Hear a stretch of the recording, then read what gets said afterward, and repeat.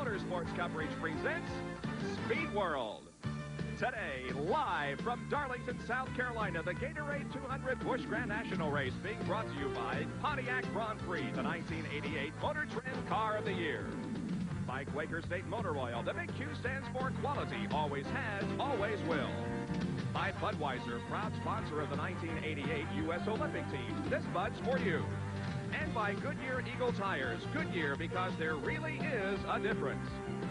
In South Carolina, it's a hot and humid afternoon. It's cloudy, and there was some rain here earlier today. The forecast calling for a 30% chance this afternoon. It could be a factor in the outcome of this event. Good afternoon, everybody. I'm Bob Jenkins, and welcome to Darlington. Busch Grand National Racing today, the Southern 500 Winston Cup event tomorrow. But certainly this Grand National division does not live in the shadows of Winston Cup. Going into this 24th race of the year, the top 5 in Grand National points are separated, as you can see, by only 150, with Tommy Ellis at the top of the list. However, the last 6 Grand National races here at Darlington have been won by Winston Cup drivers. What about that, Ned? Well, certainly their experience pays off when they come to a super speedway. Last week at Bristol, a Busch Grand National driver sat on the pole, Tommy Ellis. He could do no better than 15th here. 17 of the top qualifiers here for the Gatorade 200 have Winston Cup experience. Only Mike Swain, Rob Moroso, and Ed Barrier do not have any Winston Cup experience. And they too, Bob, could play a role in the outcome of the point standings at the end of the year. If you have a Grand National driver that's fighting for the points, finishing the top 5 here today, and then you have 4 or 5 Winston Cup drivers before you get to another Grand National driver, that's a lot of points in the separation there, so it could play a big part in the outcome of the point standings. One of the Winston Cup guys in the field this afternoon had a bad crash at Bristol just last weekend. For that story, let's go to the pit area. Here's Dr. Jerry Punch. Well, thank you very much, Bob Jenkins. We are indeed standing with Rusty Wallace, who just climbed in the car to get ready for today's race. And Rusty, after a scary moment last weekend, and this guy was nearby when they were trying to get you out of the race car, Rusty, how do you feel today? I really feel 100%. My neck doesn't hurt. I feel like I'm right back after it. Just kind of took the doctor's orders and spent a lot of time in bed, just feeling good, and my neck doesn't hurt anymore right now, and I feel that after this 200-milers over today, if I feel good after that, I know I'm 100%. I feel 100% right now, but the race will tell the story. Well, 200 miles today, 500 miles tomorrow in the Southern 500, and your good buddy Dale Earnhardt, who we all call Ironhead, has given you a nickname. After hitting your head last week and bouncing back, Earnhardt came over and signed the helmet Rubberhead. That's Rusty Wallace's new nickname, courtesy of Dale Earnhardt, Rubberhead. Let's go to Dick Berggren. Dick?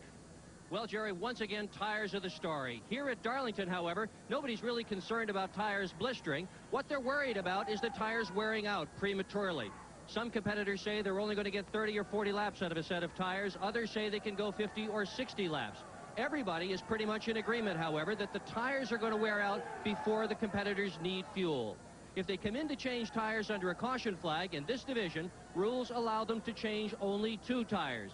That will put a special premium on those teams that are very fast at making pit stops. Bob? All right, thank you, Dick. And of the 39 starters that are lined up on pit road ready to go, only 2 will begin this race on Hoosier tires, Mark Martin and Ronald Cooper. The others will begin on the Goodyear Eagle tires. The track description here at Darlington, well, it's a 1.366-mile oval. The banks are 22 degrees. It was resurfaced in 1987. The length of our event this afternoon, 147 laps, 200 miles, and they should be able to get between 70 and 75 laps out of a tank of fuel. However, they should be coming in for a change of tires before they come in for fuel. Now let's go down to the start line and that command to start engines. Drivers, start your engines. And the field of 39.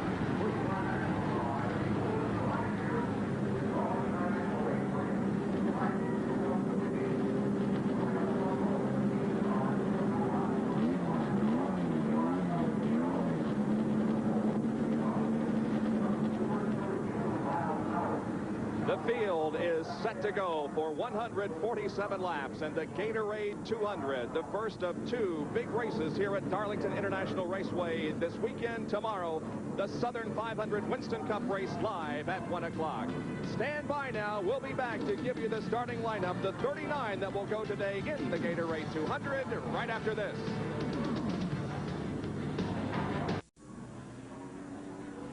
Welcome back to Darlington International Raceway. The cars begin to move away from pit road. They move onto the racetrack for a couple of warm-up laps before getting the green and for 147 laps of competition.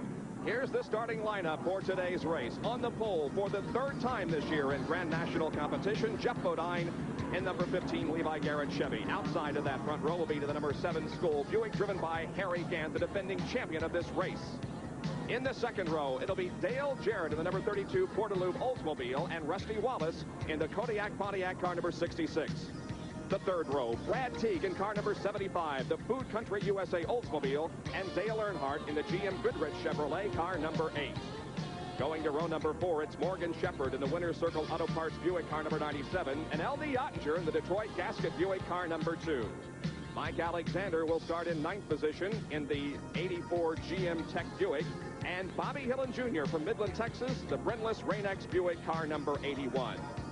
Then going to row number 6, it is Larry Pearson in car number 21, the Chattanooga Shoe, and Michael Waltrip starting for brother Darrell, number 17. The 7th row, Jimmy Hensley in number 5, and Davey Allison in 28.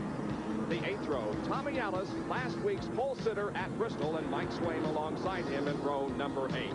As you take a look at the rest of the starting lineup for today's event, we mentioned the experience that starts in this lineup today with all the Winston Cup guys, but there are some, Ned, making their very first start in this kind of competition. Actually, there are 4 drivers who are making their first start in Busch Grand National competition. Frank Fleming of Mount Airy, North Carolina. Now, Frank is a seasoned modified driver and has a lot of wins under his belt in that division. Preston Brown from Jacksonville, North Carolina. He has some super speedway experience in the Charlotte Daytona Dash Series. And Ben Hess of Wadsworth, Ohio, he has some ARCA experience on super speedways. And Jimmy Edwards Jr. of Fayetteville, North Carolina, is perhaps the winningest driver of that foursome. He has 198 wins and 15 years of dirt track experience, but we all know there's quite a bit of difference in driving on the dirt tracks and driving on a track like Darlington. Jeff Bodine up front. As we said, this was his 3rd pole of the year in Grand National competition. He won this race earlier the year in March. Harry Gant won this race last year, and he, of course, starts alongside Jeff Bodine in that front row. So a lot of experience on the front of the field. Dale Jarrett, Rusty Wallace are in row number 2, and then we get back to Mike Alexander driving car number 84. He is in 2nd position in the point standings going in, and he had the points lead in Grand National competition for a major part of the early season. And then he's got the call to drive for Bobby Allison after Bobby was injured in the Winston Cup Series, and it really put a strain on him, Bob. For a while, he was flying back and forth, qualifying a Winston Cup car on a Friday or Saturday, flying to a Busch Grand National race somewhere on Saturday night, and was really taxing his Busch Grand National program. But he's bounced back now, had a good 2nd place finish last week, and he feels that he's back in the running of the Busch Grand National Championship. And the number 21 car that you saw just a moment ago being driven by Larry Pearson, who won last weekend's race at Bristol, Tennessee in the Pontiac 200 that we televised live for you last Friday night. And alongside him will be the number 17 car, normally driven by Darrell Waltrip, but it's being chauffeured today by Michael Waltrip. The pace car is in turn number 3 as it will begin to accelerate now and dive down off the 22 degrees of banking, and the field is now under the control of pole sitter Jeff Bodine. This has always been one of the most exciting Grand National races we televise all year. We should see lots of lead changes and a lot of back and forth competition. Let's see how things go today. They look over the field. It's a slow start, and there's the green flag. We're underway with the Gatorade 200. We're glad you can join us on this Saturday afternoon. Sit back and relax for Grand National Racing. Jeff Bodine got himself a good jump on the start there, Bob. He's about 3 or 4 car lengths ahead of Harry Gant as they go up the backstretch. Bodine stretching out the lead a little bit on Harry Gant, who runs in 2nd position. That is Dale Jarrett running in 3rd spot. And in 4th right now is Rusty Wallace as they come off of corner number 4 to complete lap number 1. We understand that Pat Louise in car number 37 might get the black flag because she pulled out of line before she got to the start-finish line at the start of the race. Well, we did see one car move to the inside of the racetrack before crossing the line, and that apparently was enough for the NASCAR officials to give the violation to Patty Louise. Well, watch and see if she comes into the pit area and receives a black flag. There you see the top 4, and the number 21 car of Larry Pearson is moving up through traffic. A car ahead of is the yellow number 5, driven by Jimmy Hensley. Here they come off the 4th corner once again, completing lap number 2. It is still Jeff Bodine leading, but it's a good race as several positions are being changed in the back of the field. Well, Harry Gant has moved right up on the back bumper of Jeff Bodine, now putting the pressure on him. Jeff got a good jump on the start, but it didn't take Gant long to close the gap. That's Gant in the green and white car number 7, and Jeff Bodine in the yellow and white number 15. Dale Jarrett is in the red and white car, and then Rusty Wallace behind Jarrett. Brad Teague is running in that 5th position. A lot of intestinal fortitude by Rusty Wallace coming here and choosing to run this Grand National race with all of the problems that he had during the Winston Cup race last week. That is the terrific strain on his neck, but he apparently has rested over the weekend, is ready to go here this afternoon. We see Rusty running in the 4th position now, running along in very good shape, although the 3 have moved out some 7 or 8 car lengths in front of him. The number 75 car being challenged now by Dale Earnhardt in the black and white number 8 car as they move into corner number 1. That is the battle for 5th spot. It's Dale Earnhardt looking to the inside of Brad Teague as they come out of corner number 2 and go down the backstretch. Brad Teague in the blue and red number 75 car has that 5th position nailed down at the moment, and Earnhardt now drops back just a little bit as they go into the 3rd turn. Bob, the car that Jeff Bodine is leading with here now is not the car he won with here in the spring. This is a Chevrolet Monte Carlo. He was still in one of the old model body cars and a Pontiac when he won here in the spring. And this is the car that he ran at Charlotte in May. The car was wrecked in that race, but he did sit on the pole and was one of the front runners. The number 52 car of Ken Schrader was off the pace when he came around last time, and he is way off the pace now.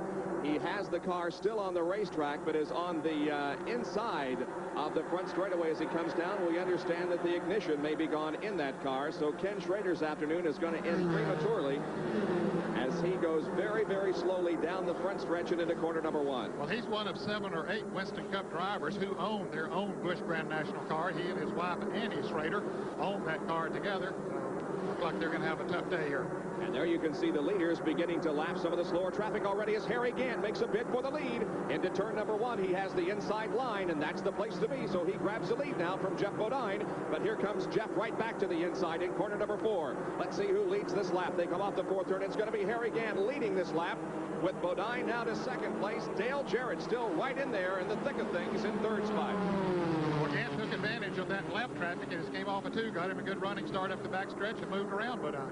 So the 7th lap out of 147, lapped by Harry Gant. We'll be back with more live Busch Grand National racing from Darlington, South Carolina in a moment.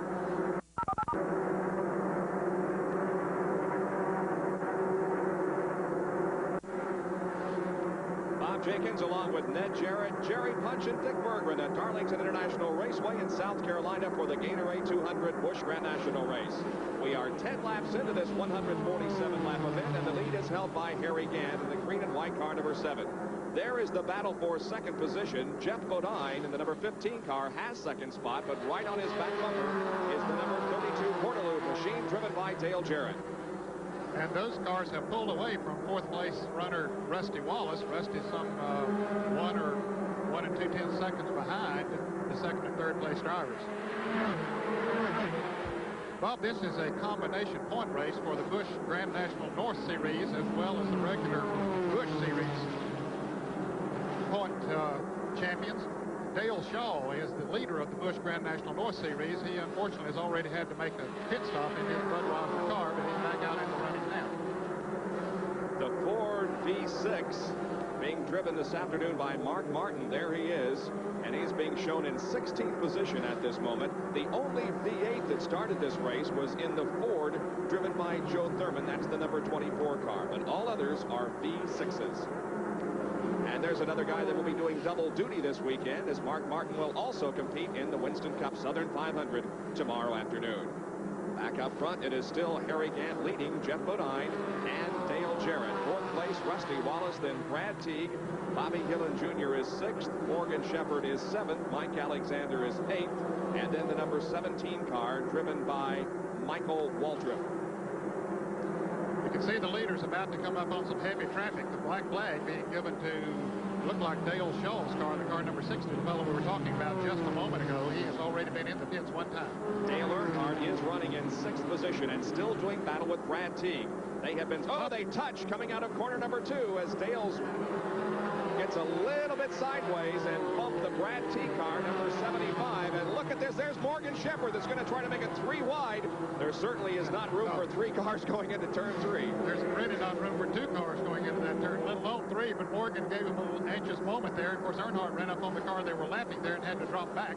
But Earnhardt went into that first turn determined to take away that 5th position from Brad Teague. But Brad hung on. 5th, 6th, and 7th right here. And the number 84 car, driven by Mike Alexander, is running in 8 spots. So some good, tight competition here. But Dale Earnhardt in the number 8 car is really knocking on the door of Brad Teague as they go into turn number 3 once again. The racing crew very narrow. Dale pulls in again, and boy, he is an intimidator. He don't mind sticking that bumper up there, just touching you just a little bit and keeping that pressure on. And the yellow and white car that has joined this group is the 81 machine driven by Bobby Gillen Jr. So some real tight competition here. Mark Martin has gone into the pits, we understand, on the backstretch. We were on him a moment ago. One of the V6 Fords running. Kyle Petty is also running the V6 Ford in this field this afternoon. Earnhardt keeps the pressure on Brad Teague. Now this perhaps, Bob, is Brad Teague's best super speedway. He has always run well on this speedway. He likes it. He drives the track real well. Runs here better than anywhere else. But boy, look at the traffic they're in. Oh, look at Earnhardt. He's way down on the apron of the racetrack and trying to pass several cars.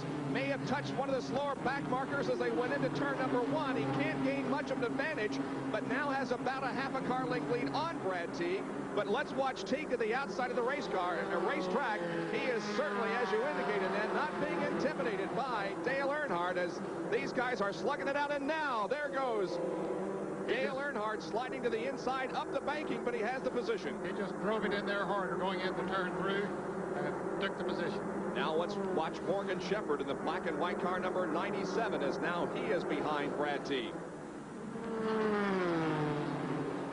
Brad Teague's last win on the Busch Grand National Circuit came at Martinsville in March of 1987. Let's take a look at Earnhardt's move on the front straightaway. As they came up on the heavy traffic, Brad Teague had committed himself to the outside. As he came off in turn 4, Dale Earnhardt decided he would go on the inside, made it 3 abreast, 4 abreast as they came down the front straightaway. The one car moving all the way to the inside, giving him plenty of room to run. There's Morgan Shepherd dipping out behind Earnhardt going into the turn. And as Earnhardt comes back into the lap car, he touches him just a little bit. He cut back in too quick, but he still was up beside of Teague going into the turn, then made the pass going into turn 3. Some good heads-up driving there by the car that went to the very inside of the racetrack. Obviously, he knew what was going on behind him and got well out of their way. Now we go back up front. There's the separation between first and second as Harry Gant and Jeff Bodine are still pretty close out there. A little bit of an interval now back to third position, and that is Dale Jarrett. Let's go to Dick Berggren, who's been watching the progress of Harry Gant. Well, Bob, how would you like to buy a brand new car and have everything work perfectly right out of the showroom floor? That's exactly what we're watching today with Harry Gant. This is a brand new race car. It replaces one that we saw destroyed on ESPN in May at Dover. How much practice did they have before they brought the car here? 0. You're watching the practice right now as Harry Gant leads this race.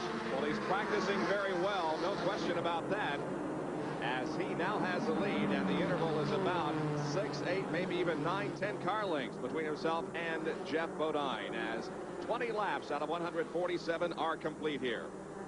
Now, Dale Jarrett has dropped back a little bit, Bob. We know that he qualified on used tires. Gant and Bodine both qualified on brand new tires. Dale couldn't get new tires mounted up in time to qualify, so the tires that he has are the ones that he practiced on. He already had about 15 or 20 laps on those tires before he qualified, so he might be getting close to the number of laps of wear that those tires have on it. I'm sure that's beginning to concern Dale. Back in 10th position is the number 17 car, driven by Michael Waltrip. And indeed, Darrell did qualify this car. And during the qualifying earlier this week, weekend, but Michael Waltrip has taken over driving chores, and you can see he has his hands full with the number 2 car driven by L.D. Ottinger, and right there also is the Haviland car driven by Davey Allison in car number 28. It's a whole string of cars right ahead of Michael Waltrip. There you can see Bobby Hillen Jr. And right ahead of him, Mike Alexander, then Dale Earnhardt, and then Brad Teague. Earnhardt has been able to move away a little bit from Brad Teague after he made the pass, but Brad Teague has Morgan Shepherd behind him now. Of course, you can see that 3-car battle there between Michael Waltrip, L.D. Ottinger, and Davey Allison. Davey Allison running a Buick, that car number 28. He started out this season in a Ford in the Busch Grand National Series, and then switched over to the Buick because the Ford V6 engine program was not quite as far along as he felt it needed to be, so he switched to the Buick. Side by side and nose to tail racing out there as we're watching 6 through 11. Davey Allison on the high side of the number 60 car driven by Dale Shaw. The 07 car, the purple one right behind Davey Allison, is driven by Tommy Sigmund from Hickory, North Carolina. It is still Harry Gant leading this race as he begins to close in on some of the slower traffic. And the top 10 as we have them at the moment. Harry Gant in the lead, followed by Jeff Bodine. Dale Jarrett is still in 3rd position, followed by Rusty Wallace. Dale Earnhardt. We'll be back in just a moment.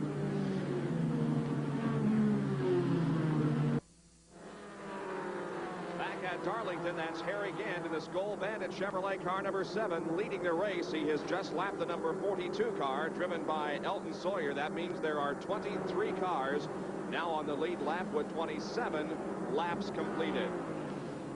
Harry Gant begins to stretch it out just a little bit. There's the yellow and white car 15. That is in 2nd position. However, you can see that there are several cars between 1st and 2nd position, and the number 88 car driven by Bobby Labonte takes Jeff Bodine high on the racetrack in turn number 2, and now Jeff Bodine will pull alongside the number 11 car driven by Jack Ingram, who was the last regular Busch Grand National driver to win here. That was in April of 1985. And look at this battle between L.D. Ottinger in car number 2 and Davey Allison in 28. This is the battle for 11th, and the number 17 car there driven by Michael Waltrip. He runs 10th at the moment.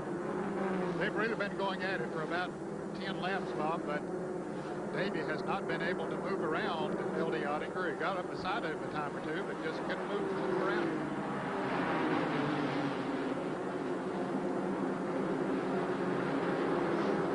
Allison driving car number 28, the Haviland Buick.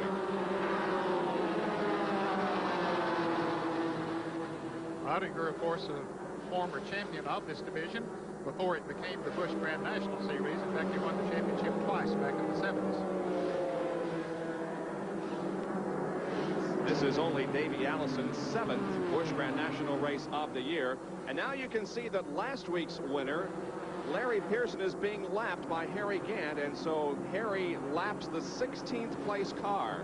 And obviously things are not going well for Larry Pearson, who led all but 30 laps last week at Bristol. Jerry Punch, what might be the problem with Larry Pearson? We had heard they may have a brake problem on the car, but Larry says that's not the problem at all. You know, normally drivers complain about rain.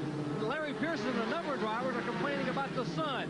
The cars were set up to run in cloudy, overcast conditions for a cool day. It is now not a cool day. It is getting hotter by the minute. The track is heating up, and a lot of drivers, Larry Pearson, Jeff Bodine, 3 or 4 others, their cars are not set up correctly. They're awfully loose, and they can't drive them. They're going to have to hang on till they get a caution flag and come in and make a chassis adjustment. That's the problem with Larry Pearson and some of the other top runners. Gary, we have noticed that up here, that many of the cars are not handling as well as they had hoped they would, and I think that's why some of the cars are not running as fast. You can see Pearson's car go up as he goes into the turn. Rick Mass coming up on him, trying to make a pass on him there right now. But normally Larry Pearson's car is one of the better handling cars on the racetrack, but it's awful easy to miss the setup here at Darlington, and it's almost impossible to get a car set up perfectly here because the 2 turns are so different. Turns 1 and 2 are more normal oval track type turns, where turns 3 and 4 are long, sweeping turn, and you got to sacrifice some in one turn or the other. There you can see Jeff Bodine in the number 15 car pass both Rick Mast and Larry Pearson. but Jeff Bodine is about half a straightaway back now. And we asked him earlier in the weekend, how does intimidation play a role on this racetrack? I mean, you can't ignore if somebody runs into your door in your back quarter panel. You can't ignore that. If your car goes sideways, it's for real. You're sideways. And yeah, you've been intimidated. The fella that's doing it to you, he's got you out of shape. He's got you thinking about something other than going straight ahead and going fast and staying ahead of him. You're trying to save the car. So that's a form of intimidation. Sometimes you don't even need a bump. You just look up and see who it is, and you're intimidated. You know, I think everyone knows who I'm talking about there. But I intimidate some people. I think all the Winston Cup drivers intimidate the Busch Grand National drivers. When they see us coming, they're intimidated right there. They might take a little tighter grip on the steering wheel because they know we're going to either try to go by or just push them real hard and try to make them make a mistake. Well, I think he was perhaps talking about Dale Earnhardt when he talked about this guy that we all knew who he was. We talked about him earlier. He don't mind getting in there and intimidating a little bit, and Jeff Bodine don't mind it either. So there are mind games going on in addition to the battle on the racetrack. There is Bodine moving to the inside in turn 3. We're showing you an interval here between Bodine and the leader of the race, Harry Gant. And there you can see it's quite a significant advantage that Harry Gant has now. And we go back to this battle. It is Brad Teague, Morgan Shepherd, and Bobby Hillin Jr., the numbers 75, 97, and 81. Let's watch Bobby Hillin Jr. as he looked like he wanted to try for that position that's now held by Morgan Shepherd by going to the inside on the straightaway, but no luck this time. No, he went awfully high going into that turn, but it did give him a good run coming off of turn 2, and now he's going to drop Morgan on the inside going into turn 3. Let's see if he can make it work. Nope, not quite that time. Well, you got to really watch turn 3 here. It's a very narrow groove up in that area, isn't it, Ned? Yes, it is. It's very narrow. In fact, it's almost impossible to go in there side by side running at full speed. Now, Hillin comes all the way from the outside of the track, trying to dim down on the inside of Morgan Shepherd, but that didn't quite work either. So Morgan Shepherd holds off the challenge of Bobby Hillin Jr., and this is for the 7th position. Shepherd in 7th right now. The 6th place car is the number 75 machine driven by Brad Teague. One of the winners this year on the Busch Grand National Circuit. He won at Dover, Delaware back in May. He is one of 3 first-time winners on the circuit this year. Dick McCabe is a first-time winner. He won up in Maine, Oxford, Maine, and Rob Moroso won at Myrtle Beach, South Carolina. Now watch Morgan Shepherd as he's trying to gain the advantage. Looking to the inside of Brad Teague, but again, not able to take the position away from Brad for 6th position.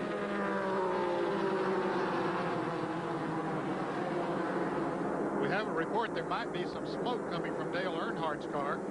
I beg your pardon, Dale Earnhardt's car number 8. I get mixed up. He runs number 3 tomorrow in the Western Cup Series. We'll take a look at that car as we see Earnhardt going into turn 1. Yeah, we don't see any visible signs right now, but it could have been tire smoke maybe as he went into one of the turns. He's about to catch Rusty Wallace. Rusty is running in the 4th position, and Earnhardt moving in very close on Wallace as Wallace moved around the car number 56. That's Ron Cooper. Ronald Cooper, one of those who began the race on Hoosier tires. And now there's clear sailing between Rusty Wallace and Dale Earnhardt. Talk about mind games being played. These two have quite a rivalry. It is a very friendly rivalry. As a matter of fact, Dale Earnhardt was one of the first on the scene of Rusty's crash last week at Bristol, seeing if there was anything he could possibly do to help his friend, who at the time was unconscious and being tended to by our Dr. Jerry Punch. The lead continues to be held by Harry Gant. There he is. Boy, that car is working perfectly. He just goes anywhere he wants to. He was able to work that traffic real good as he came up and lapping those cars, and now has just moved away from Jeff Bodine, continues to pull away. All right, 41 laps are completed now, and the lead is held by Harry Gant. Running in 2nd position is Jeff Bodine. 3rd is Dale Jarrett. 4th, Rusty Wallace, and 5th, Dale Earnhardt.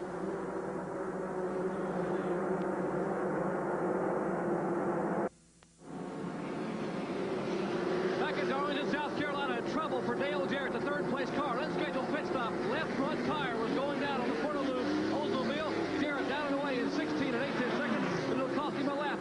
valuable time under green.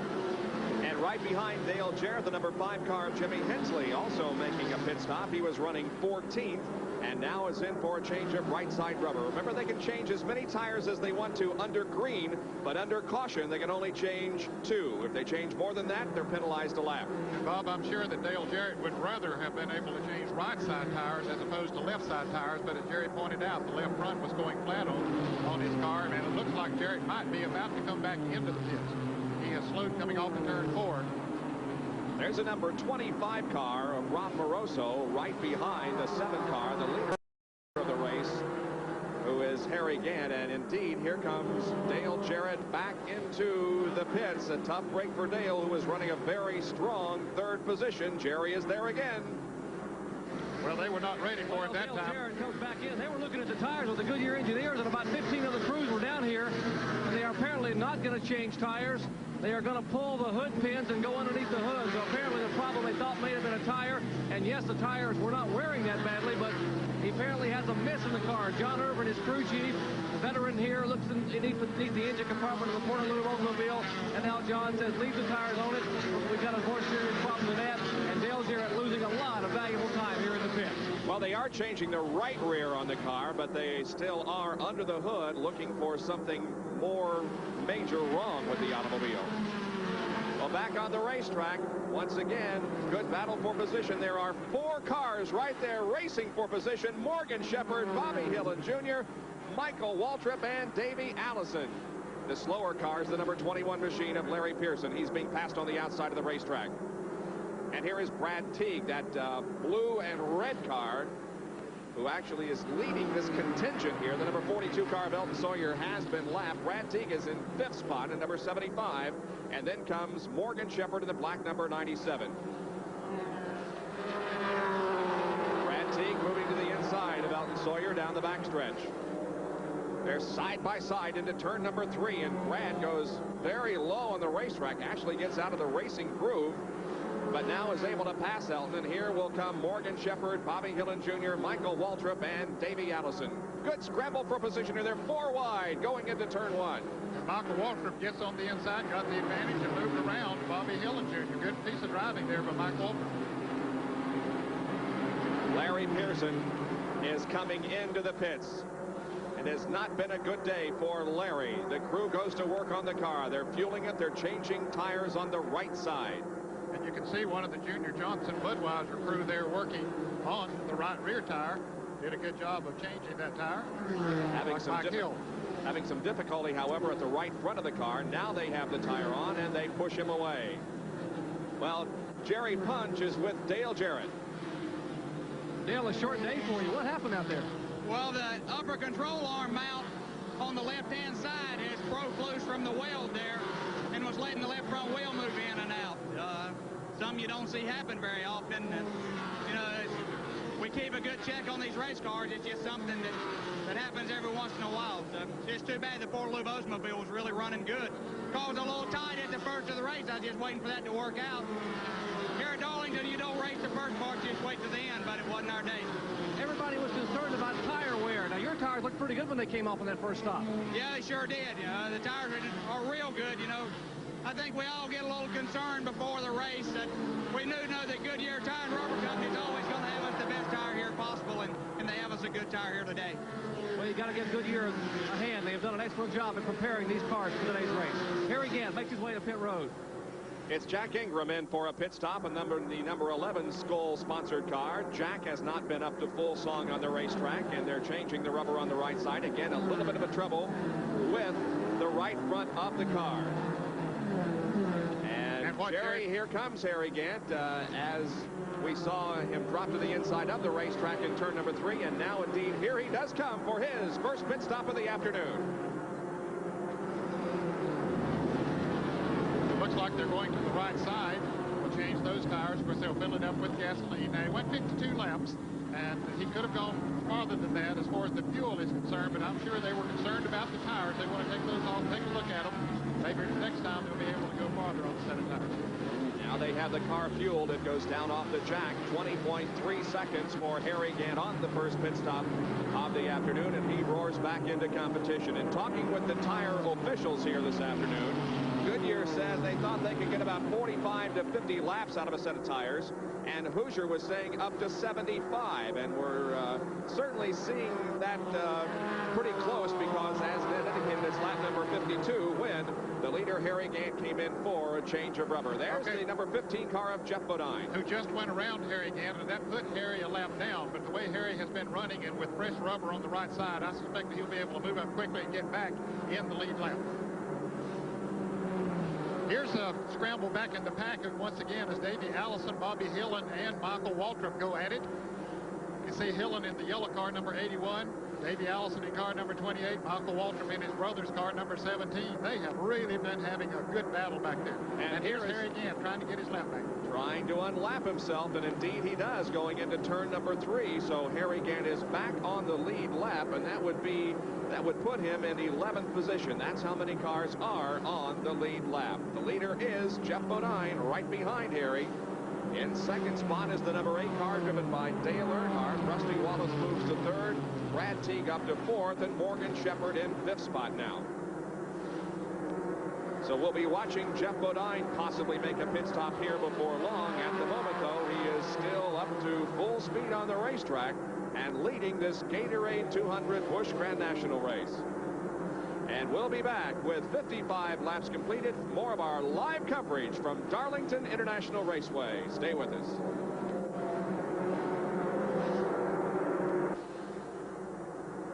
All right, thank you, Tim. We are at Darlington International Raceway in South Carolina for Busch Grand National Racing. The Gatorade 200, that's being led by Jeff Bodine. He has not made his first pit stop of the afternoon. Second is the number 15 car, driven by, or the number 8 car, driven by Dale Earnhardt. And Rusty Wallace is running in 3rd spot. We have already seen some first pit stops, including Harry Gant. Let's get out of the pits and Jerry Punch. Well, Jack Ingram made a pit stop on lap 49 considerably earlier than you would expect him to come in. And the concern about tire wear gets brought to bear by Ingram's pit stop. This is Ingram's right rear tire.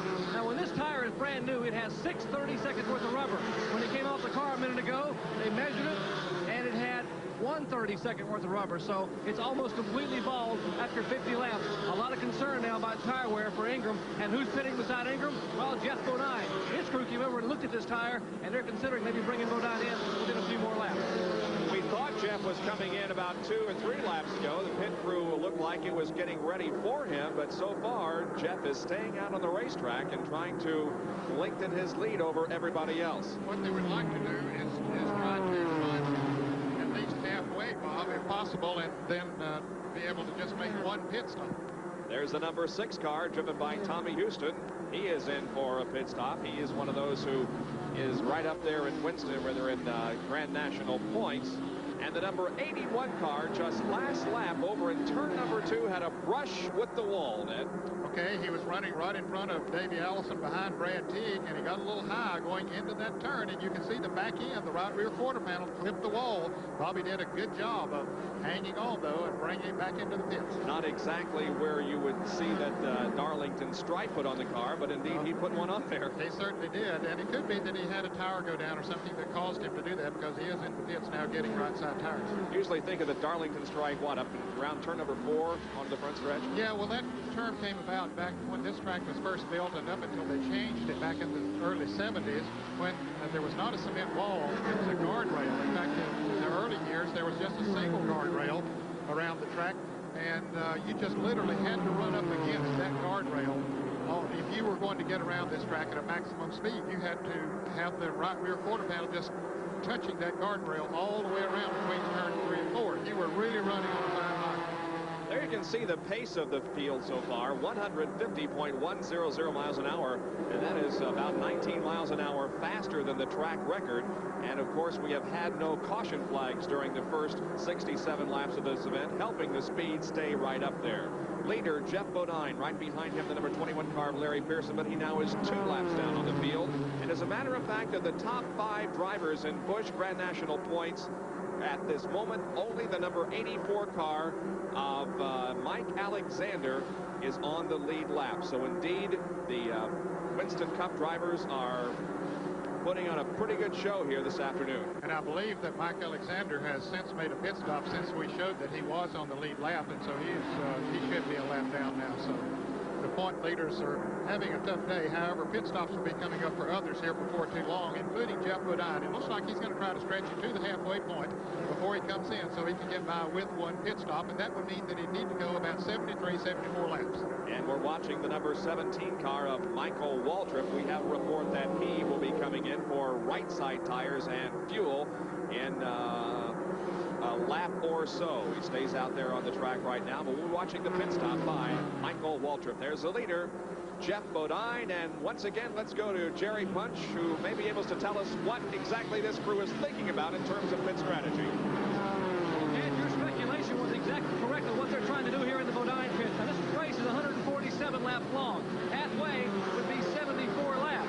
Now, they think it can run probably 75 laps. That is 102 and a half miles. That's really stretching it on field, but if they can do that, they can make it on one pit stop. Let's check with the crew chief here, Waddell Wilson, to see what they're going to do. Walk over here to Waddell. Waddell, can you guys make it 75 laps? Can you make it past the halfway? Well, right now we'd hope to, so we can just change the rights. Because we looked at Harry's cars when they took them off, they look good. If we can just stretch our fuel that far, we'd be in good shape. Of course, there's always the possibility of a caution.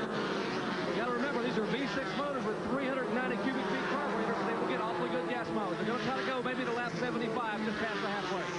All right, and as Jeff comes off the fourth corner, he will complete lap number 71, so he has only 4 more to go before he reaches that halfway mark. Jeff Bodine from Chemung, New York, leads this Busch Grand National race here at Darlington, nearing the halfway point.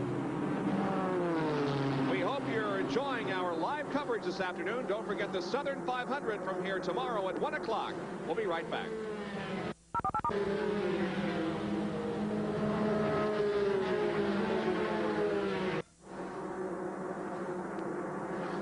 There's the leader, Jeff Bodine, and he receives the indication from the official starter that we are at the halfway point. The number 2 car of LD Otter was in for a pit stop and is moving very slowly down the backstretch. He took on 4 tires when he was in the pits. He's the first driver that we've seen that change 4 tires on the car. Also, while we're away on the break, Brad Teague came in for a change of right side tires, and so did Rob Moroso in car number 25. Rick Mast is in the pits right now, and they're about to bring Dale Earnhardt in, who is running in second place. Indeed, his crew is standing ready, but here comes Jeff Bodine crossing the line again, completing 76 laps. So he is now 1 lap beyond the halfway point and still no pit stop. But here comes Dale Earnhardt in for his first scheduled pit stop of the afternoon. He brings the number 8 GM Goodwrench Chevrolet to a halt, and the crew goes to work. Let's see what happens here. They're changing rubber on the right side of the car. Remember, they can change as many tires as they want to, as long as we're under green. Let's see what happens. They've got the rubber changed on the right side of the car, and they're still putting fuel in. Now that they go to the other side, and indeed, we do have a change of rubber on the left side of the car also. That's LD Otter, the number 2 machine, right ahead of Dale Earnhardt. It's a slow pit stop because of the 4-tire change. And now they've completed the work, and there goes Dale Earnhardt back out onto the racetrack. But a lengthy pit stop under green for Dale. A little over 30 seconds it took him to make that pit stop, Bob. Although he's set now to go the rest of the way. I don't think there's any question about that, but it looks like there's a little smoke coming from the car. Maybe that was just dust from down on the inside of the racetrack. No, there's smoke coming from Earnhardt's car as he heads up the backstretch. In fact, he's pulled back to the inside of the racetrack. He might be coming back in. Now he gets back up to the outside. Here's Jeff Bodine. Bodine's crew ready for him to come in. He did put a lap on Dale Earnhardt when Earnhardt was in the pits. In fact, about a lap and a half. All right, there's the crew waiting for Jeff Bodine to come in for this stop. He's in turn number 3 now, and let's see if he drops low on the racetrack. Indeed he is, as Brad Teagues goes to the high side. Jeff Bodine brings the car up the 22 degrees of banking. He comes around the 4th turn and comes into the pits. Jerry Punch will call this pit stop by the leader, Jeff Bodine. Waddell Wilson will have the signboard, and Bodine almost overshoots his pit. He finally gets the car stopped. He didn't quite see him, and now they will go to work on the right side of the car. Bodine did not see the pit board as he was coming down pit road. They were flashing it, and now they will go to work. That cost him an extra 3 or 4 seconds. They will change only the 2 tires, add 1 can of fuel, and we are told Bodine brakes were a little bit hot. He couldn't get the car to stop. Now he's down and away in 15 and 18 seconds, so it cost him a little bit of time. Let's look at Dick Berger. Dick? Jerry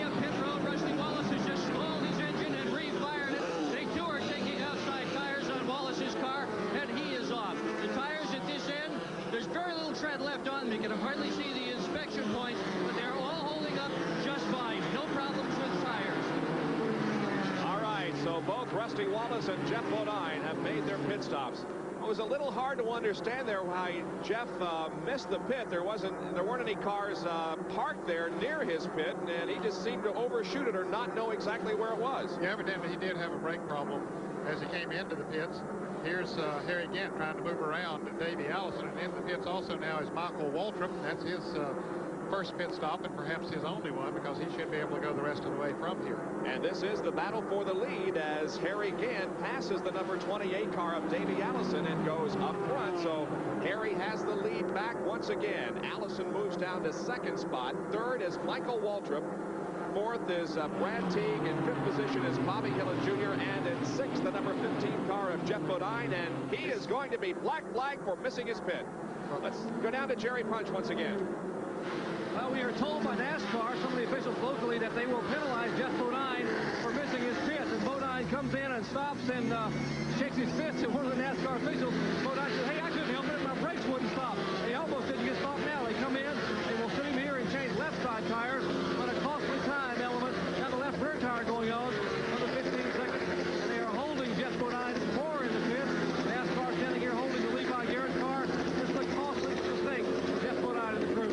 Well, Jerry, as he went out of the pits a moment ago, the fellow at the end of pit road with the stop and go sign did hold up the stop sign to him, so we had a feeling that they would be blacklegging him, having to come back in, long pit stop, but they took advantage of the fact they had to come back in and change the left side tires, and here's the reason why the penalty was imposed. Jeff came in, and let's see if we can detect a brake problem. Yeah, it looked like the right front had slid there for just a moment, and then it started rolling again, and he was too far out. He was outside of the designated area, the white line there where he's supposed to be in his pits, and went past his pits into someone else's, and so that was the reason for the penalty. So back in the lead once again with 82 laps completed is Harry Gant. We've had no caution flags during this race so far, a very clean and safe event. And we'll be back to continue our live coverage in just a moment.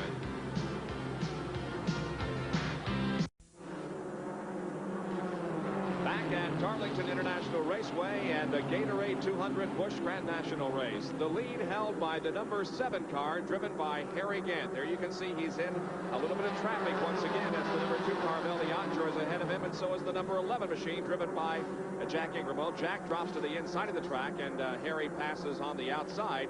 El Diantro, the number 2 car, now right ahead of Harry Gant, but he is several laps down. There are only 3 cars on the lead lap, as a matter of fact. And Harry Gant has about a half a lap of lead over Dale Earnhardt, who is showing second position now. Now remember, Earnhardt just on 4 tires, but Harry Gant will have another pit stop to make. But he can't go the rest of the way on gas. Well, I say that, but we've seen it go a long way in the past. But he certainly had more than 100 miles to go. I'd say about 120 miles to go when he came in for his first pit stop. Yeah, his was quite off sequence and much ahead of the others. There's the number 8 car driven by Dale Earnhardt, who is in second spot at the moment, but as Ned indicated, just about a half a lap behind the number 7 car of Harry Gant. Rusty Wallace runs in third. He's the only other car on the lead lap. There's still a little bit of smoke coming from Dale Earnhardt's car. It doesn't seem to be getting any worse. In fact, we see it more in turns 1 and 2. He's in turns 3 and 4 right now, but there's just a little bit of smoke coming from the rear. You can see it as it comes off of the turn. Part of that could have been tire smoke, but there's some other smoke that's coming from that car as well. We'll watch him as he goes into turn 1 and see if we can pick it up there on the camera. We can see it with the naked eyes. We look down to him, and at that time it didn't look like there was much. There was a little bit of a puff that came out of him, so apparently it's not too serious for him. He remains in second position. We have had 4 lead changes among 3 drivers so far. The drivers who have led so far in this race, Jeff Bodine, also Harry Gant, and the number 28 car of Davey Allison, who was a leader of the race earlier. And there is the interval, and it is quite a lead that Harry Gant has now on everybody else. He is really setting a fast pace.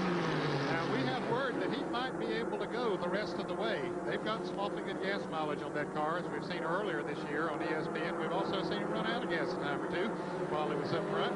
So time will tell, but maybe the crew will try to send him all the way from here. Our statisticians indicate that he's getting 6.9 miles per gallon. That would be enough to get him to the checkered flag without another pit stop. So let's see if indeed that occurs as we enter the second half of this event. Harry Gant finished 4th last week in the Busch Grand National race we televised from Bristol International Raceway. The number 8 car, we understand, is going to be black flag. That, of course, is second place, Dale Earnhardt. We've been noticing the smoke coming from the car on numerous occasions. There he is, still up to full speed, but there the black flag has been given to Dale Earnhardt. So he'll have to come in for a check by the NASCAR officials.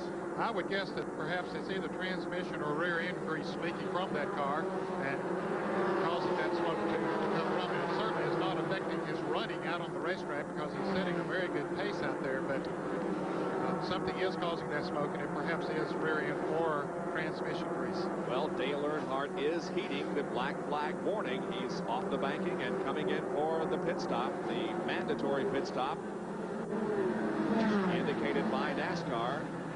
And here he is stopping in his pit area. The crew goes to work underneath the car, checking it over to see if they can indeed find any evidence of oil leaking from the race car. Well, he has gone a lap down to Harry Gant. He was about a half a lap behind Gant before he came into the pit, so Gant is on the backstretch now. So Earnhardt has gone a lap down. Now they go under the hood of the Goodrich Chevrolet. Of course, Earnhardt owns this car, or his wife does, we should say, Teresa Earnhardt.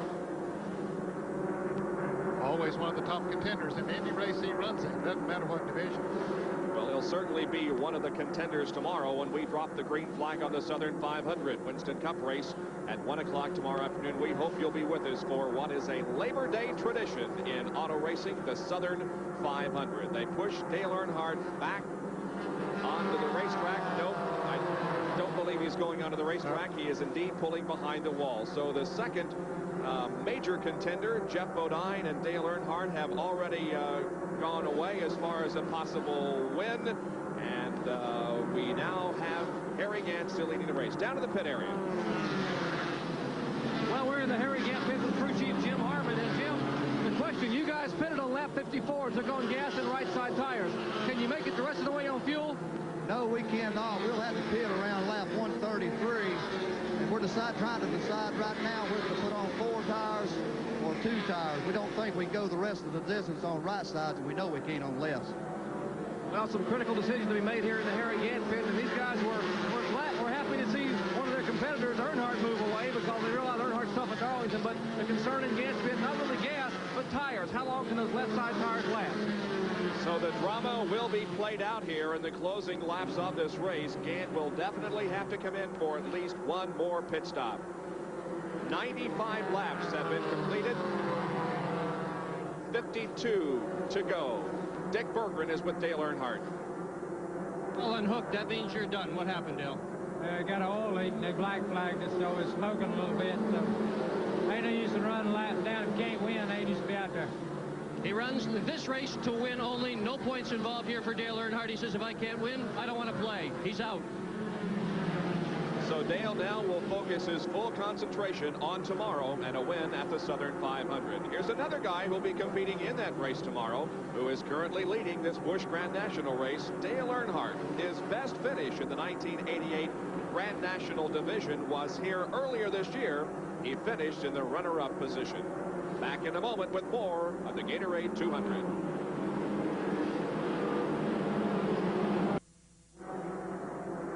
We're at Darlington, South Carolina for the Busch Grand National race on this Saturday afternoon. Tomorrow, here at this racetrack, the Southern 500. Live at 1 o'clock Eastern Time, and all of the Winston Cup stars will be there. They'll be led to the green flag by Bill Elliott tomorrow afternoon. We hope you can join us for what I said is a Labor Day tradition throughout the United States, the Southern 500. They've been running this race since 1950.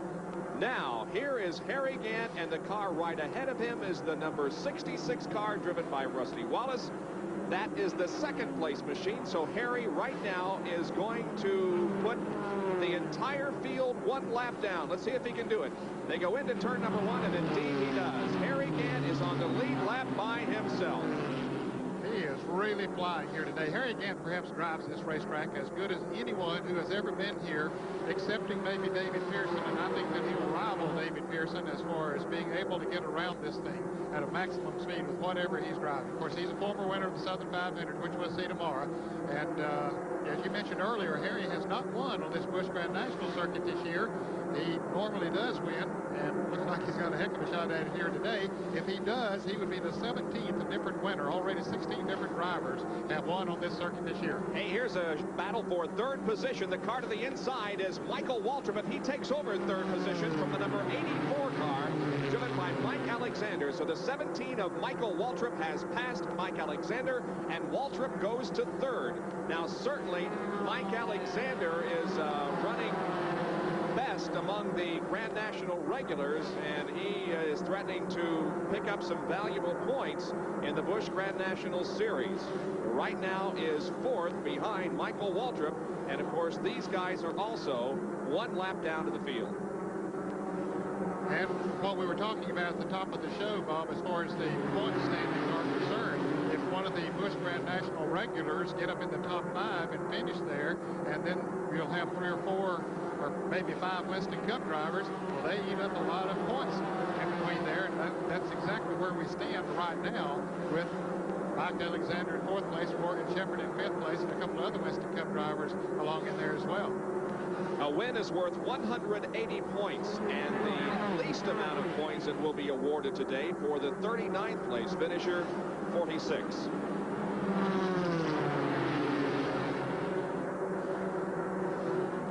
It appears as if Harry Gant may be thinking about making a pit stop. Indeed, he is. They said lap 133. Nope, not at all. It's lap 104. And Harry Gant comes in for a pit stop. Jerry Punch will again call the action. Well, the reason for this stop is that crew chief Travis Carter on the Winston Cup car came over here and said, hey, guys, don't take any chances. You got a lap on the field. Come in and put 4 fresh tires on the car. You only got about 45 laps to go. That's what they're going to do. Light side tires going on the Skull Bandit Buick. That's the Buick automobile, brand new car. You heard Dick Berggren say a minute ago. Second can of fuel going in the car. They come around to change left side tires. And Rusty Wallace in turn 3 trying to unlap himself. Now Wallace out of turn 4. Here comes Rusty Wallace. He will come by down the front straightaway, and he will unlap himself as Gant gets left side tires. And the leader now going by. Rusty Wallace now going by to turn 1 and 2. As Harry Gant now still in the pits. A lengthy pit stop for Gant. Now he's down and away. 32 seconds. Long stop for Gant under green.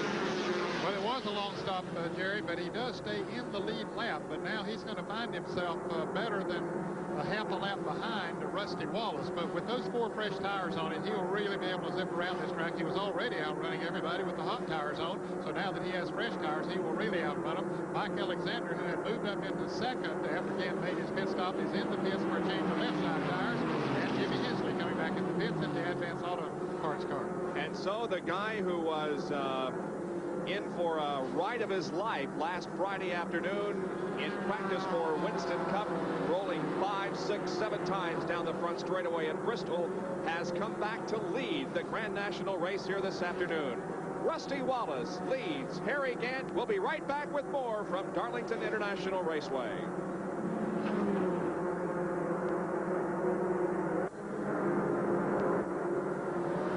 Thanks, Tim. The top 5 at the moment in the Gatorade 200. Rusty Wallace, Michael Waltrip second, Davey Allison third, Morgan Shepherd is fourth, and Harry Gant, because of that pit stop that you saw just a few moments ago, has dropped all the way back to 5th position. And he has just moved around Davey Allison and has taken over that 3rd position. He moved around Brad Team, I guess, a little while ago. So Gant, as we suspected, really on the move after he put those 4 fresh tires on.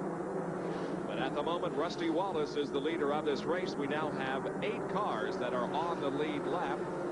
Also included on the lead lap, 75 Brad Teague, the 15 car of Jeff Bodine, and the 34 machine of Jimmy Spencer. A couple of cars have dropped out of the race recently, the number 90 car of Ed Barrier and the 81 of Bobby Hillin Jr.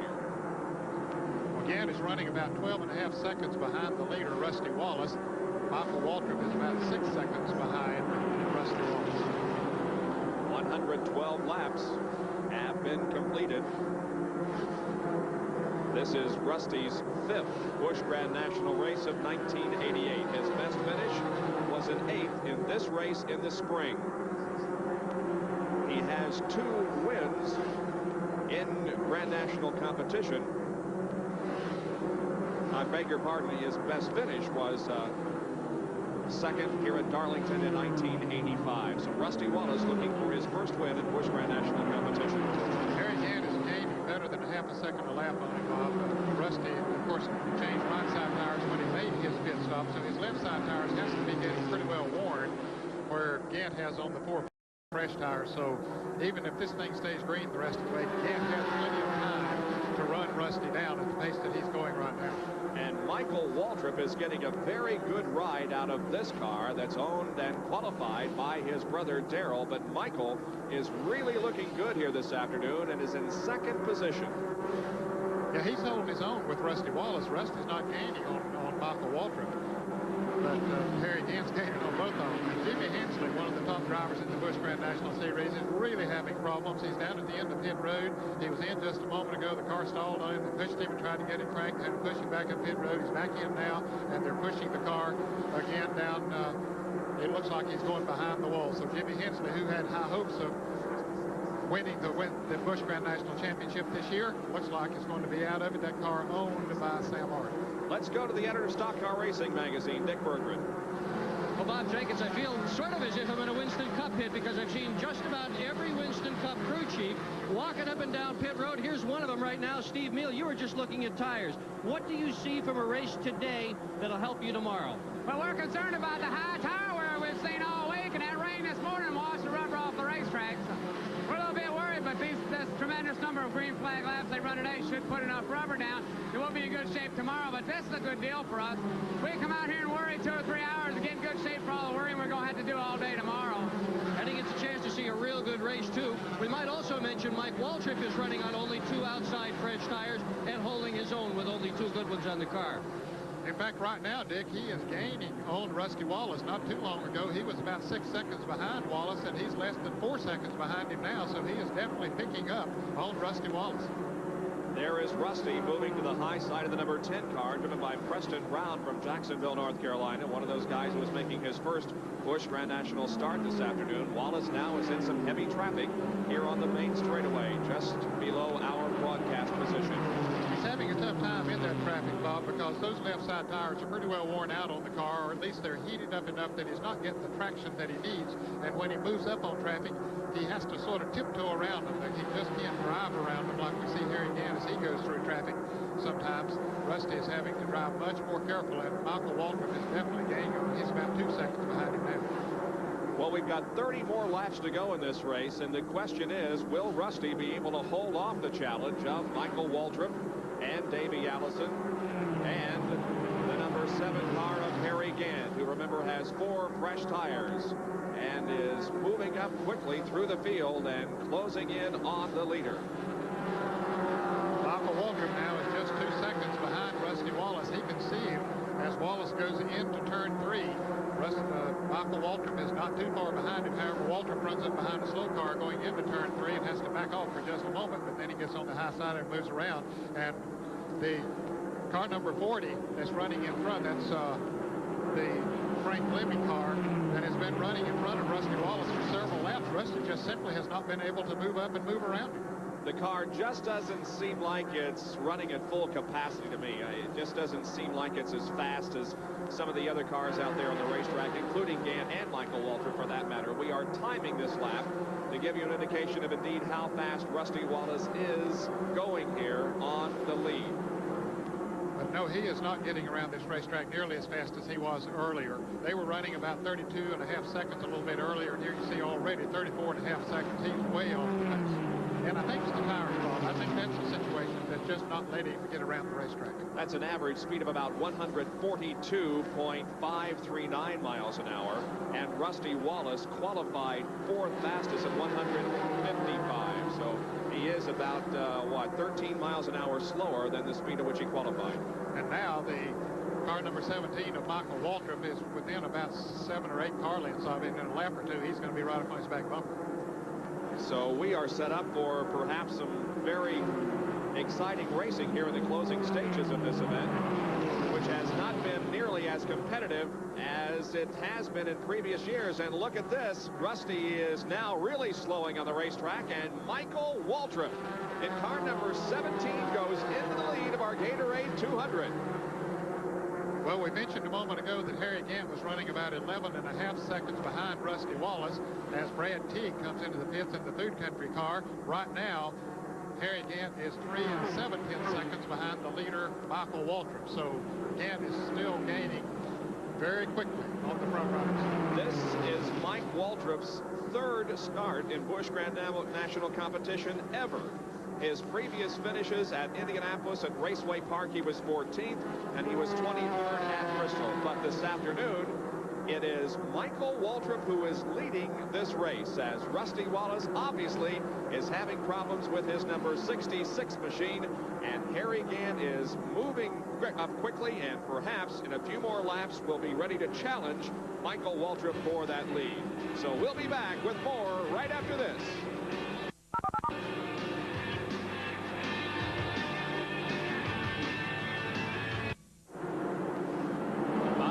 Ned Jarrett, Jerry Punch, and Dick Berggren back at Darlington International Raceway for you on a Saturday afternoon. The Gatorade 200 Busch Grand National event being led by the number 17 car driven by Michael Waltrip. The car qualified by Darrell Waltrip, with the driving chores taken over by Michael Waltrip. However, the story is Harry Gant and his closing in on Michael Waltrip, and the interval is only 1.3 seconds. At least that's what it was last lap. Let's check it this time. It sure isn't going to be very much. There it is. It's 1.2 seconds, and indeed, Harry Gant is closing in. Let's go to the pit area quickly. Well, there's a potential problem for Harry Gant. Let's check with Jim Harmon, the crew chief. Jim, I understand you guys got a throttle problem. What's wrong? Well, the throttle spring broke on the carburetor about 15 laps ago.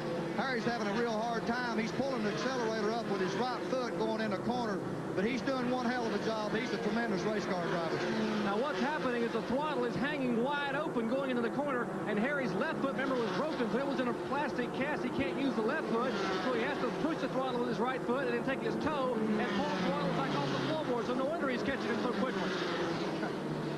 Well, if you run wide open, what you can't do around this racetrack, and there he goes. He has caught Michael Waltrip now, and look at him pull up beside him and going up the backstretch and into turn 3. Let's see how he does that accelerator. Well, he just drives right on in there. Harry Gant has taken over the lead from Michael Waltrip. So Gant now becomes, or has made, the 7th lead change of the afternoon. 4 leaders in this race. That car has worked so well all afternoon. They had the luxury of coming in to put on 4 new tires. He had just left the field, decided the smart thing to do, rather than take chances of any worn tires, to come in and put on 4 fresh ones, and it has worked for him because he's run everybody down. He came out in 5th position, or actually a little further back than that, but it didn't take him too long to get back to the front. The number 66 car, Rusty Wallace, that was leading a few laps ago, has dropped back to 3rd place now. There he is, Rusty Wallace. Obviously something wrong with the car. Dick Berggren, fill us in. Well, let's go right to the source. Barry Dodson, the crew chief. What is wrong with Rusty's car? Why are you backing up? Got a spare push. The push is bad enough, but we made the wrong gear selection also. So the car just doesn't have any horsepower getting back up on the straightaway. It's the V6 is touchy, you know, but we're doing all we can do. We're hoping to get a caution, get some left side tires on it, take a bunch of wedge out. I don't know if we'll get that lucky or not. They were hoping to get rid of a push on the first pit stop. They've been troubled with it all day, as have many of the teams up and down pit road. Well, it just got passed for 3rd position as Davey Allison went around him, and Jeff Bodine is not too far behind him. Bodine now running in 5th position, and he'll be moving up on Rusty Wallace before too long. And when he said push, that means when he goes into the turn, that the front end of the car just simply does not want to cut. And it pushes up the racetrack, and that is awfully hard on the right front tire. And usually the longer you run, the worse it gets, because you heat up that right front tire, and it just causes it to push that much more and won't turn in the corners. The number 30 car right behind Rusty Wallace is driven by Kyle Petty, again, one of the Winston Cup regulars. And then the 21 car, our winner last weekend at Bristol, Tennessee, Larry Pearson, who has not been on the pace all afternoon and is a couple of laps down to the field now. And there's the 25 car, also of Rob Moroso, and here are your Grand National regulars, as Larry Pearson is 4th in the Grand National points and Rob Moroso 6th going into this 24th event of the year. And the number 15 car of Jeff Bodine is in 5th position. He is the last car on the lead lap, and there's Moroso getting a little bit out of shape as they came off the 4th corner, as he gives the high racing line to Jeff Bodine. Nice gentlemanly and sportsmanlike move there by Rob Moroso. And here's Jeff Bodine moving up on the outside of Rusty Wallace. That's for the 4th position, and Rusty doesn't fight him at all. He just moves over and lets him go, because he knows that his car is not running as fast as Jeff's now, so he just is trying to hang on, as Barry Dodson says, hoping they can catch a caution with only 13 more laps to go.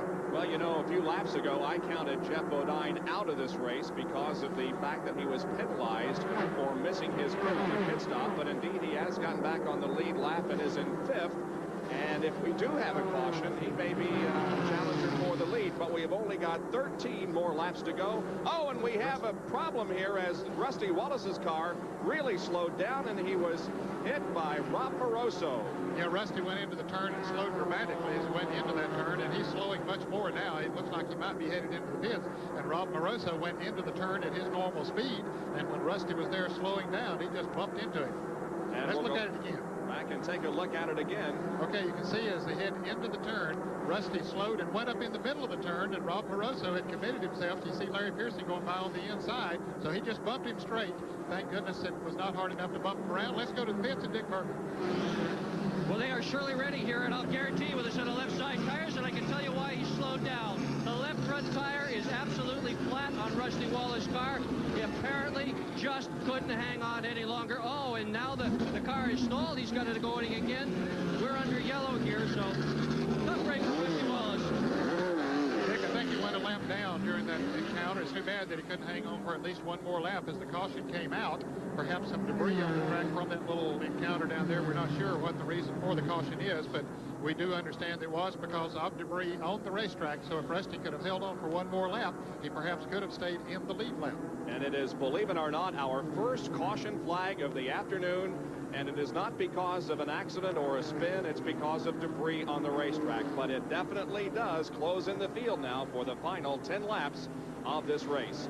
Well, the number 13 green race cars eating peanuts in the pits, all kinds of things like that. We're supposed to have brought bad luck a few years ago, but there are new things to do now. Here's Ned with an ESPN Quick Fact.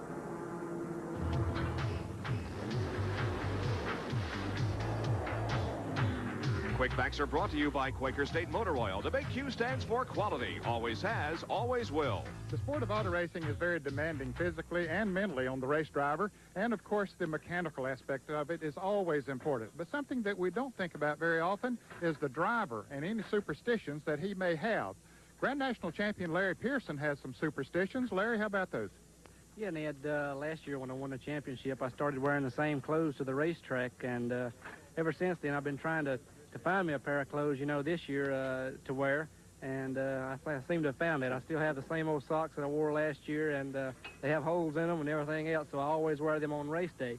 And what I have here is the old Chattanooga Chew hat that I wore all last year and year before. You can see how dirty it is and everything. It's put together by staples and everything like that, and I always wear or carry this with me in the race car on race day.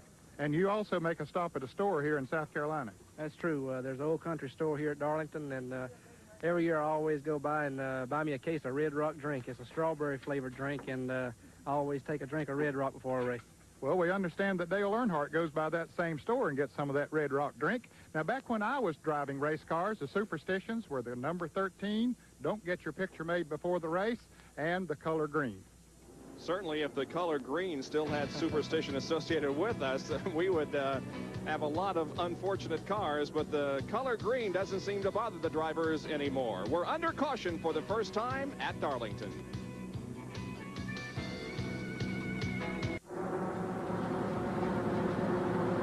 We're back at Darlington, and you can see the enthusiasm being displayed by Darrell Waltrip. He's unhappy with something. In any case, his brother Michael is in third position here, and it is a great race as the green has come out from our caution period, and the leader is Harry Gant, but right behind him is Jeff Bodine, then Michael Waltrip, and Davey Allison. And Darrell might have been upset with Jeff Bodine. I'm not sure. Well, I don't know. Michael tried to make a pass there a lap ago and couldn't quite do it. Of course, Bodine is running in the second position, and he has the right to the racetrack, and he knows how to use up the racetrack. By the way, these 4 cars right here are the only ones on the lead lap, but we do have a great battle shaping up here.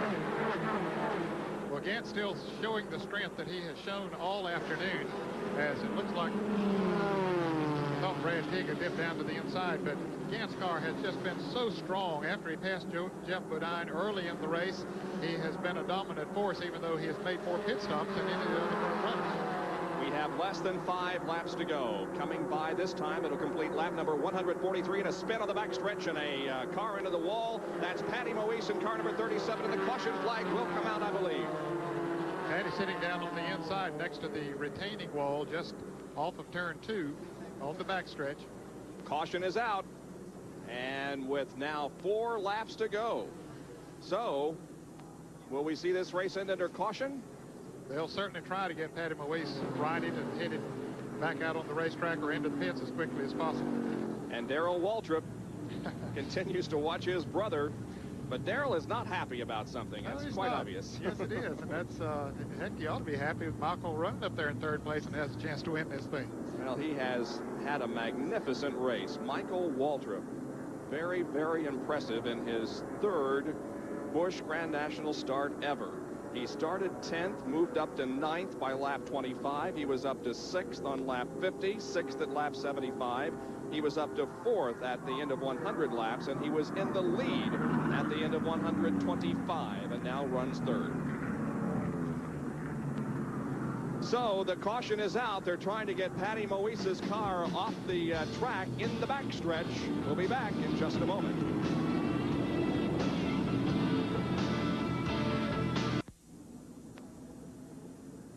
We are back at Darlington International Raceway, and there are 2 more laps to go in this race. 145 laps have been completed. Patty Moise did get into the ambulance. She walked there under her own power and doesn't appear to be seriously injured, but there you can see that the Crisco sponsored car that she drives has been torn up pretty badly there in the front end. She did make contact with the inside retaining wall coming out of turn number 2. There's Kyle Petty, who has a tire problem on the left side of that machine. Well, it does look like he has a tire down, but he has been going around. Yeah, it looks like the left front is flat on the car, and there's been smoke coming from the car. Perhaps it's coming from that tire. We thought a moment ago that it had blown an engine, but he's just trying to ride it out.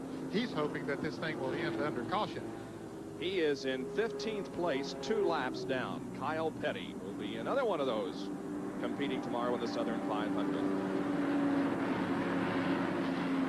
They have gotten Patty's car off the racetrack. It is behind the pit wall on the backstretch. So I don't know what's going to happen here. They usually give the drivers the 1 more lap signal, and as they come around this time, they would have gotten the white flag. So I don't know whether we're going to, I guess we're not going to be able to end this under green. Yeah, I don't think they'll be able to get it restarted, because they do give them 1 lap to go before they display the green, and this time around they're scheduled to get the white flag. So the pace car leads the field slowly off of corner number 4. It appears as if Harry Gant will win his 2nd consecutive race here at Darlington in the fall part of the year. And his first of 1988, which would make him the 17th winner on this Busch Grand National Circuit. You see the white flag being given to Harry Gant, so we will end under caution. And it'll be his 5th career win in Grand National competition. Ed Whitaker, the owner of the car, Jim Harmon, the crew chief. But I'll tell you, there are a couple of guys, in fact, those that are finishing on the lead lap here have really had a great afternoon. Jeff Bodine coming back from a penalty assessed when he missed his pit. Michael Waltrip with just an outstanding ride today for brother Darrell. And then Davey Allison there in number 28, who will finish 4th in this race, has also had a very good afternoon. Yes, he has. He's had a very good run. He had a good run at Bristol last week on the short track. Morgan Shepherd will wind up, it looks like, in 5th place. He's 1 lap down. Kyle Petty continues to struggle in his Ford, just circling the track very, very slowly because the left front tire is flat. Davey Allison, as a matter of fact, finished 7th in last weekend's Grand National race at Bristol and will wind up with the 4th place honors in this one. Field now in turn number 3, and again, we are going to end the race under caution, and Harry Gant will be the winner. Second caution of the afternoon brought out on lap number 144 when Patty Moise spun and hit the wall coming off of corner number 2. Now the pace car has the field in corner number 4. I don't really think that Patty spinning out changed the outcome of the race too much, Bob, because Harry Gant looked like he pretty well had it in hand. That car has worked so well all afternoon, and he was out front, had about a 2-car length lead over Jeff Bodine, and the checkered flag comes out. Harry Gant has won the Gatorade 200 at Darlington International Raceway. The crew celebrating the victory. There's the crew chief, Jim Harmon. And Harry Gant has the win. That's Davey Allison, who has pulled down to the inside of the track and moved alongside Harry there for a moment, congratulating him on his victory.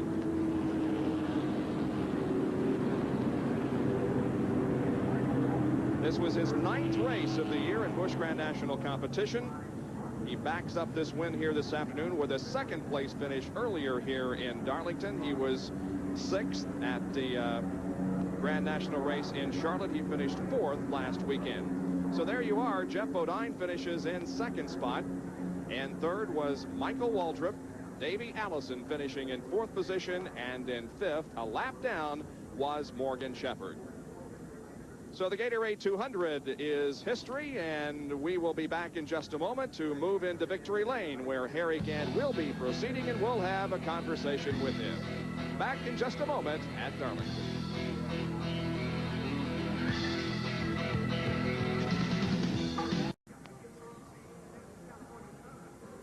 We are back at Darlington. There's been a significant development here after the checkered came out. The pace car was hit, and hit hard, by Tommy Houston's car. Apparently the pace car was moving from its position and wanted to go out onto the racetrack when it was hit in the driver's side by Tommy Houston's car, and they have called for the ambulance over there at the scene of the crash. Let's go to Dick Berggren, who is with Tommy Houston.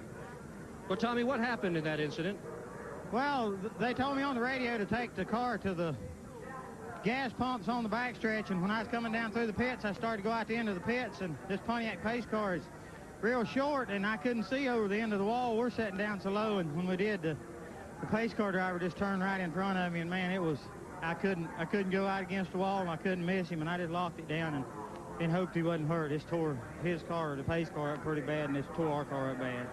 It's a tough ending. It had been a good day for Tommy Houston up until this point. But right now, there's a guy who had a great day, and he's in Victory Lane with Jerry Punch. Jerry? Well, Harry Gant climbs out of the Skull Bandit Buick, and Harry, first, congratulations on a great win. Thank you very much. This Buick, Ed Whitaker's Buick, it ran super all day today. We got one of those Buick V6 Jim Ruggles engines in there, and I didn't have to run hard. I still got my leg in a cast here, and so the car having as much power and handle the way it did, the Buick, if I had had 2 good legs, I could have probably run a lot better today, but everything was just beautiful. The car just worked so good. And like I say, that Buick V6 is just hard to beat. Harry, a brand new race car. The guys finished it at midnight Wednesday night, brought it down here, and it ran flawlessly. But one concern they had was that throttle spring. How are you handling that? The throttle spring broke about 30 laps to go when first time I passed Morgan. And I didn't know it till I went under him and to back off to go in the corner, and he backed off and I didn't. And I said something's wrong with my throttle, so I immediately dropped back and tried to take my toe and lift the throttle off the floor with it. That worked pretty good unless you was in traffic and you couldn't do it. So it was lucky to get out front, and I'd hold the car down, but then you'd have to take your toe to lift it up. But going into the 3rd turn, it's very hard to do that because you really need your foot to put the brake on, not to lift the throttle up. I didn't think we could win the race after that happened. 3 years since the last Winston Cup win. Could this be an omen for tomorrow's Southern 500? Well, I don't know. You never know, but every time you win here at Darlington, you know, it feels good. It's always good. I don't know if it's got any reflection on tomorrow, but we sure had a car running today, you know, that Buick Scobandic racing, Ed Whitaker's racing Buick. I'm telling you, I'd like to have something like that tomorrow. 48-year-old Harry Gant captures the Gatorade 200 here at Darlington. Gentlemen. Thank you, Jerry. And our winner circle interview has been brought to you by Goodyear Eagle Tires. Goodyear, because there really is a difference. So we'll be back with more of our coverage this afternoon of the Gatorade 200 from Darlington, won by Harry Gant.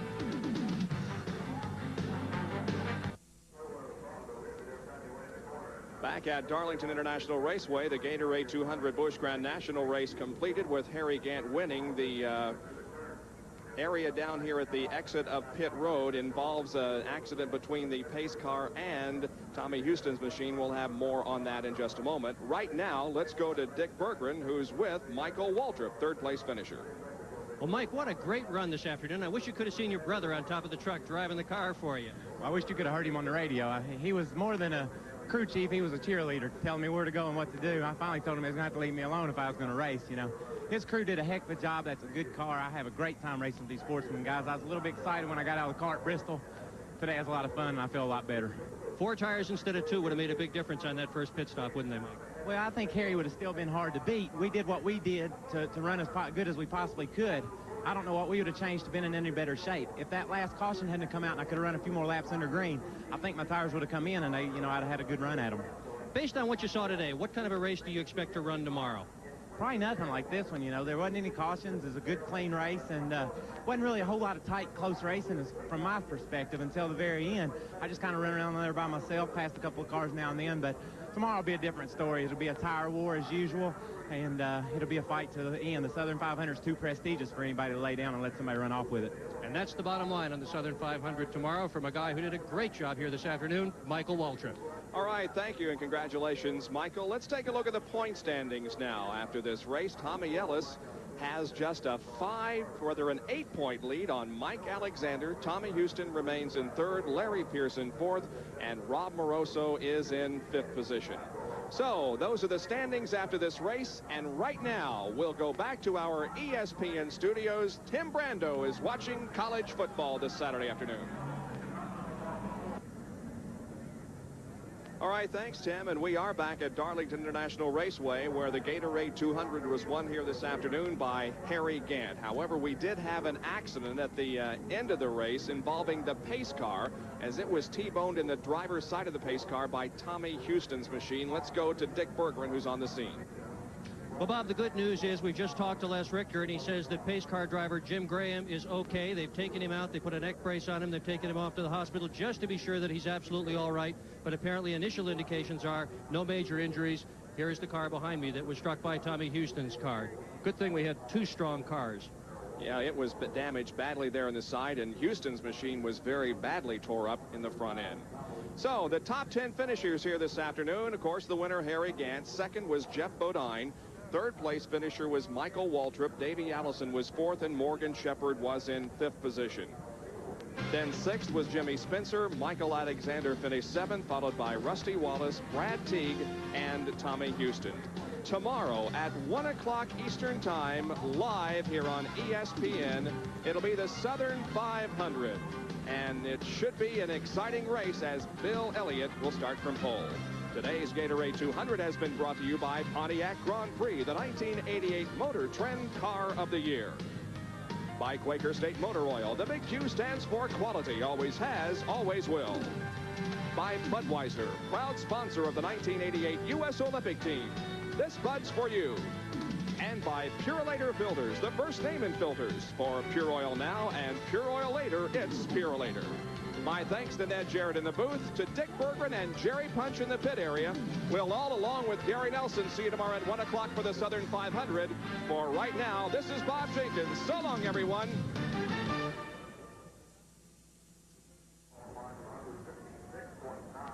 Harry Gant won the Gatorade 200 Busch Grand National race here at Darlington International Raceway this afternoon, beating Jeff Bodine, Michael Waltrip, Davey Allison, and Morgan Shepherd.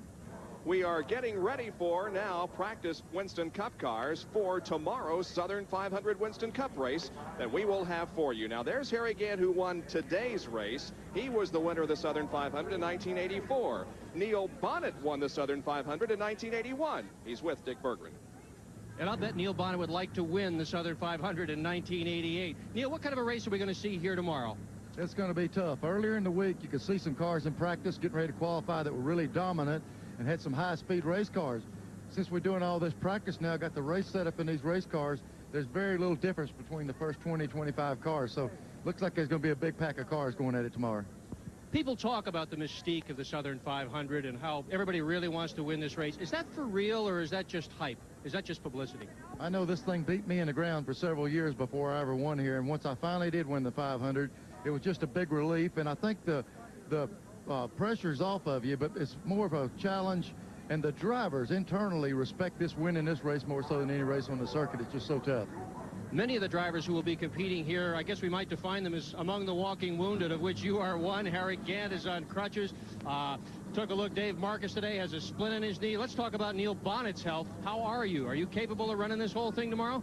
I hope so. You know, there's a difference in running hurt and running sick. I've raced hurt all my life, broken bones and stuff, but I got sick and I had to have some internal surgery done, and I've got that behind me now, and there's nothing I'd rather do. We got off to a good start and won some races this year. I want to jump on them right here and have a good time.